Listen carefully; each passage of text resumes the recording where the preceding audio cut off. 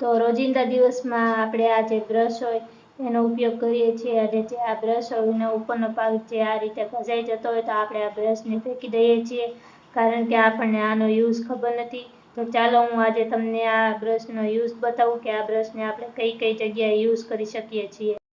તો જે આ આપણા કપડાં હોય છે એમાં આપણે નાળી નાખીએ છીએ, તો આ નાળી આપણે પિન વડે નાખીએ છીએ અને પિન ક્યારેક અધવચ્ચે ખુલી જાય છે અને આપણી આંગળીમાં વાગે છે. તો આપણે એવું ના થાય એના માટે આ બ્રશને આવી રીતે નાળાની સાથે આવી રીતે ફિટ કરીને પછી આને આવી રીતે અંદર નાખીને તો આપણે સરળતાથી જે આ નાળી છે એને આની અંદર નાખી શકીએ છીએ અને આ ફક્ત 5 સેકન્ડમાં તમારું કામ કમ્પ્લીટ થઈ જાય છે અને પિનમાં જેટલી વાર લાગે છે એટલી આમાં વાર લાગતી નથી. તો આવી રીતે આને યુઝ કરી શકીએ છીએ બ્રશને.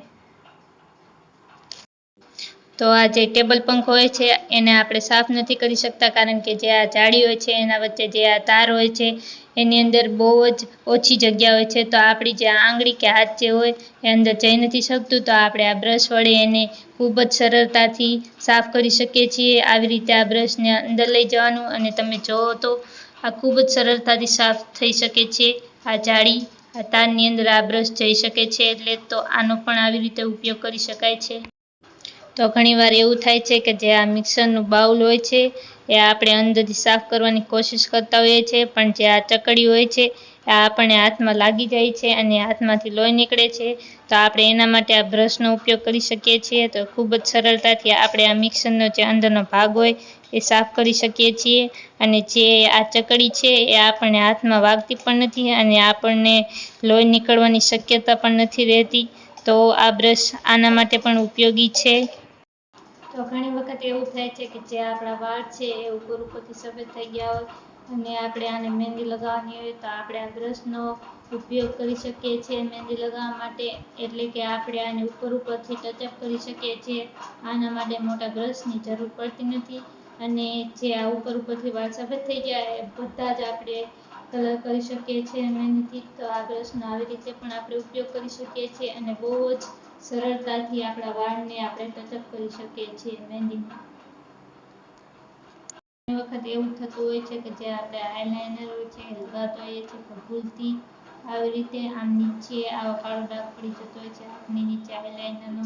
તો જે આ બ્રશ હોય છે એના વડે પણ આપણે આને સાફ કરી શકીએ છીએ.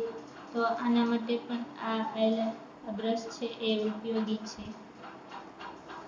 આ બ્રશ છે એને હું આવી રીતે આમ જોડી લઈશ અને હું રબરથી જોડી લઈશ અને જો ટેપ પટ્ટી હોય તો તમે ટેપ પટ્ટી પણ યુઝ કરી શકો છો. અત્યારે હું રબરનો યુઝ કરું છું. આવી રીતે આ બ્રશને હું જોડી લઈશ બે રબરથી.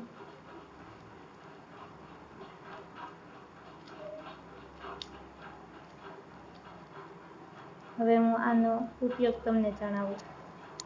તો જે આપણા રસોડાનો આ સિંક હોય છે એને આપણે આવી રીતે આ બ્રશને જોઈન્ટ કરીને સાફ કરી શકીએ છીએ. આવી રીતે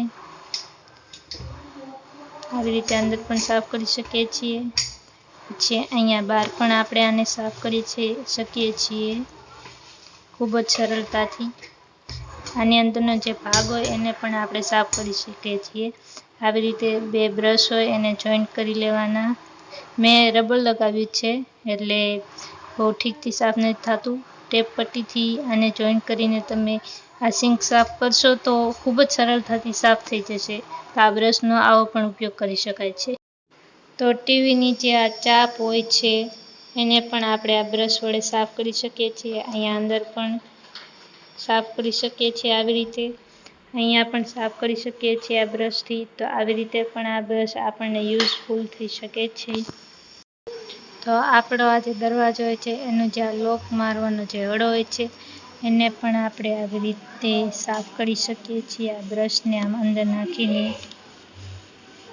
બ્રશ આવી રીતે પણ યુઝ થાય છે.